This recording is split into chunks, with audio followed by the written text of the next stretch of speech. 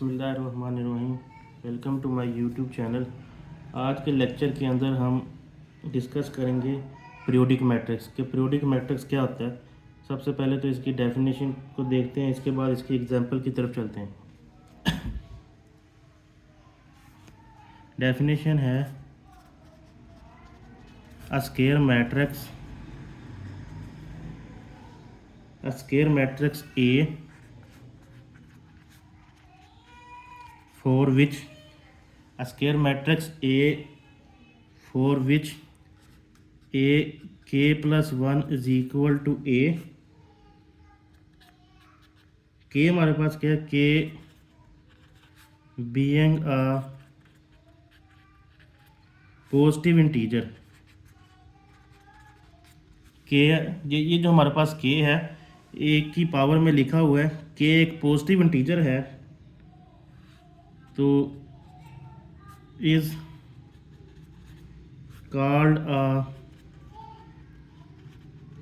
Periodic matrix. Definition का मतलब इसका एक बार इसको समझ लेते हैं कि a square matrix A for which A k plus 1 is equal to A, k being a positive integer is called a periodic matrix. मतलब यहाँ पर ये जो k लिखा हुआ है कि जी इस k को हम जो चेंज करते जाएंगे, यानी कि जो इसकी लीस्ट वैल्यू होगी k की, उसको सोल्व करने के बाद अगर हमारे पास आंसर A आ जाता है तो ये जो k होगा इसका क्या होगा, पीरियड बन जाएगा। ठीक हो गया। इसके बाद एक लाइन लिखते हैं, if k is the least positive integer, कि जो सबसे छोटा k है उसको हम क्या बोल रहे हैं, यहाँ पर एक लीस्ट पॉजिटिव इंटीजर है, for which A k plus 1 is equal to A, then A is said to be of period k। अब देखें ज़रा, यहाँ पर ये वही लाइन लिखी है मैंने कि if k is the least positive integer for which A k plus 1 is equal to A, then A is said to be of period k। मतलब यहाँ पर हम क्या करेंगे, कोई मैट्रिक्स हमारे पास अगर A गिवन है तो उसका पीरियड किस तरह से फाइंड करेंगे, हमने यहाँ पर k की वैल्यू को चेंज करते जाना। मतलब आपके पास एक मैट्रिक्स A है, A को A से मल्टीप्लाई करेंगे अगर, तो फ़र्ज़ कर लें अगर A को मैं A से मल्टीप्लाई करूँ तो वो क्या बन जाएगा, A स्क्वायर।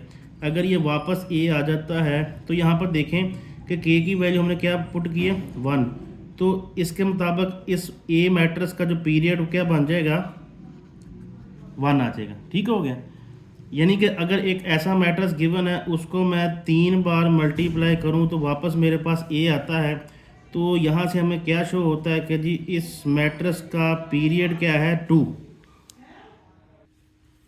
यहाँ पर एक लिख लेते हैं, if k is equal to 1 so that, अगर k यहाँ पर 1 पुट करें तो क्या बन जाएगा, A square is equal to A। तो इस टर्म को हम क्या बोलते हैं, then A is called an idempotent matrix. यानी कि यहाँ पर अगर हम k1 पुट करते हैं तो ये क्या बन जाएगा, A स्क्वायर, और A स्क्वायर अगर वापस A मैट्रिक्स के बराबर आ जाता है, इसको हम क्या बोलते हैं, आइडेम्पोटेंट मैट्रिक्स। तो नेक्स्ट इसकी एक एग्जांपल करते हैं ताकि एग्जांपल से हम इसको समझ सकें कि आपके पास पीरियोडिक मैट्रिक्स क्या होता है और उसका पीरियड हमारे पास क्या आ जाएगा। यहाँ पर देखें ज़रा एग्जांपल,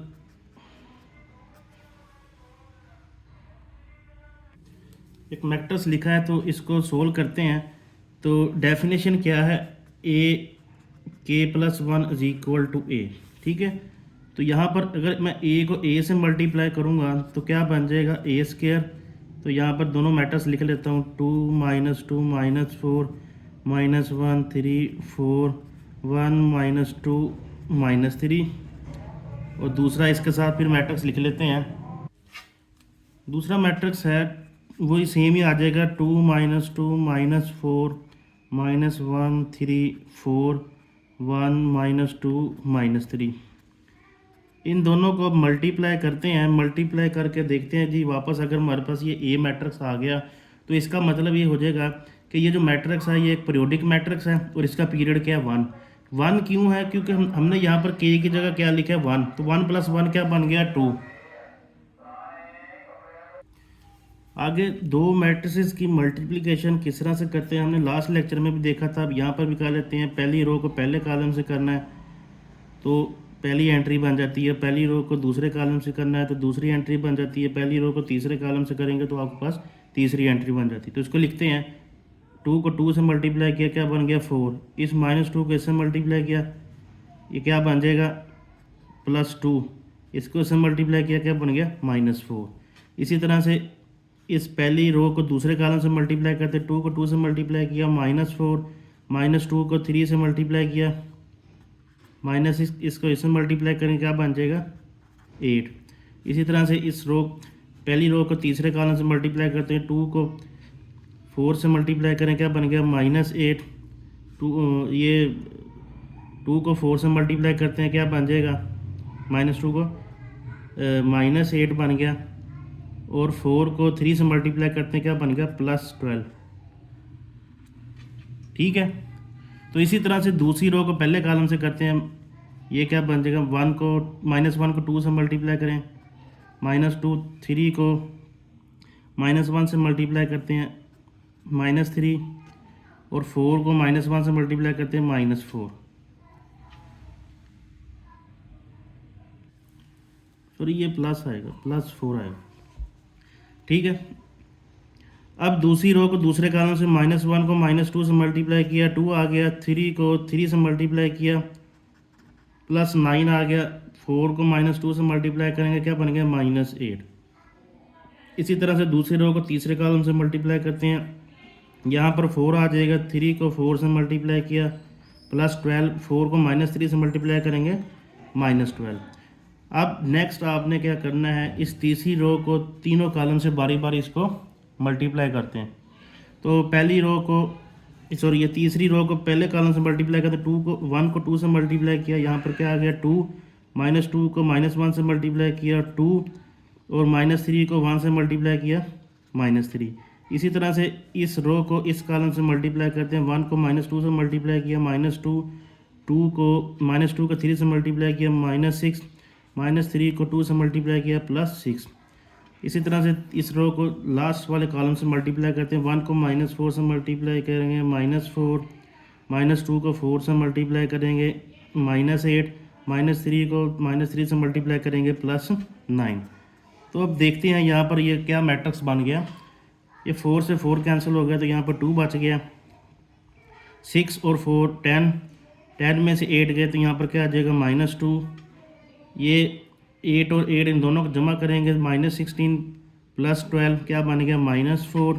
इसी तरह से ये -5 + 4 -1, ये 9 में से 8 निकालेंगे 1 और 1 जमा करेंगे क्या सॉरी यस हाँ ठीक है, यहाँ पर 1 बच गया, 2 जमा करेंगे यहाँ पर 3 आ जाएगा, और यहाँ पर 12 से 12 कैंसिल हो गया, यहाँ पर 4 आ गया। इसी तरह से 2 + 2 4 -3 1, ये 6 पॉजिटिव नेगेटिव कैंसिल हो जाएंगे, यहाँ पर -2, और यहाँ पर 9 में से 8 निकालेंगे आपके पास 1 बच गया, और 1 में से 4 निकालेंगे यहाँ पर क्या बच गया -3। अब ये देखें ये वापस मैट्रिक्स हमारे पास ये ए मैट्रिक्स बन चुका है।